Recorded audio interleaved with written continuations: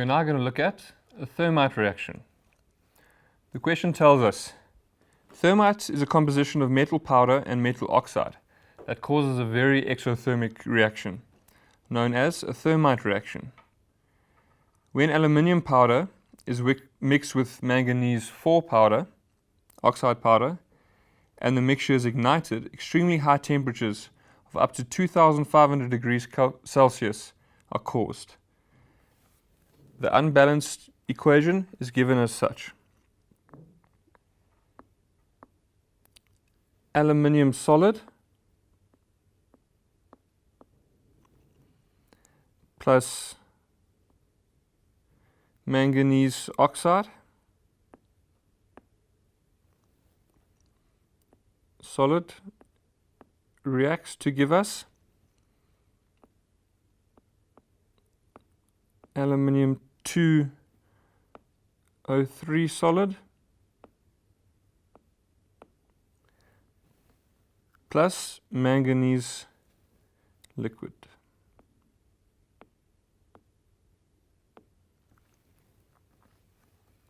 The first part of this question asks us, what is the meaning of that Roman numeral between the word manganese and oxide? That Roman numeral was IV. V is 5, I is 1.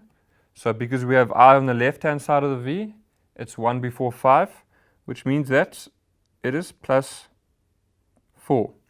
This means that manganese will be a 4 plus ion, or in other words, the oxidation number of manganese in this case is 4, or the oxidation state.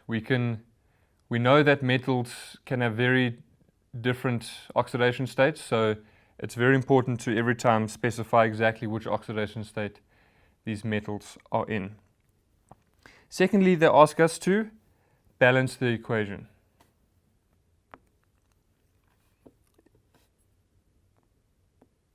If we look now, we have 1 aluminium on this side, 2 aluminiums on that side, 1 manganese on the left, 1 manganese on the right, 2 oxygens on the left, 2 oxygens on the right. We see that we've got oxygen bonded to manganese on the left and oxygen bonded to manganese on the right. I would suggest then that we try balance the oxygens first. Seeing as we have oxygen 2 on the left and oxygen 3 on the right, one being an even number, one being an odd number, the easiest is just to multiply them with the opposite number. In other words, we'll multiply this with 3, which is the value of oxygen on the right-hand side. And in the same way, we'll multiply this side with 2, which is the value of the oxygens on the left-hand side. Now if we look at oxygens, we have 3 times 2, which is 6 on the left, and 2 times 3, which is 6 on the right. Now we need to balance the aluminium and manganese.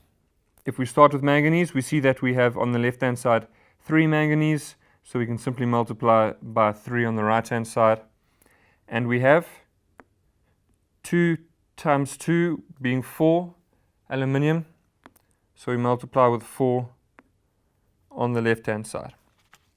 We then have a balanced equation. Next, they ask us to give the law of conservation of matter in words. So essentially, the law of conservation of matter says that in a reaction, there will be no loss of matter or mass. That means that the mass of the reactants on the left-hand side, before we start, will be equal to the mass of the reactants on the right-hand side after our reaction. In a more formal way of saying that, the total mass of the reactants of a chemical reaction is equal to the total mass of the products of that chemical reaction. They ask us to prove that the law of conservation of mass is valid in this specific balanced equation. So a method of doing this is to assume we have 1 mole of each of these substances, calculate their molar masses, and make sure that they are equal on either side. So if we look at the molar mass of the reactants, so starting on the left-hand side, we see for the aluminium, we have 4 aluminium. The molar mass of aluminium is 23, so we can say we have 4 times 23. We then go onto the manganese oxide. We have a total of 3 manganese oxide atoms on the left-hand side. So we times the entire thing by 3. 1 manganese atom weighs 55 grams per mole, plus our oxygen weighs 16 grams per mole. But as we can see, we have 2 oxygens there, so we times that by 2.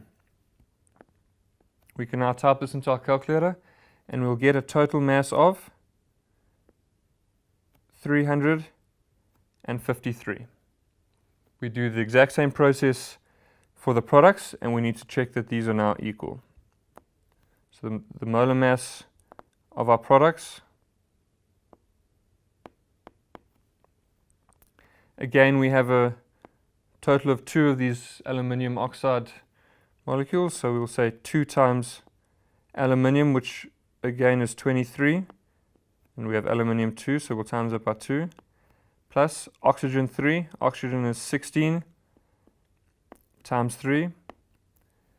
Then we go into the manganese, plus 3 times the molar mass of manganese, which is 55. If we type that into our calculator, we see that the total is 353 grams per mole.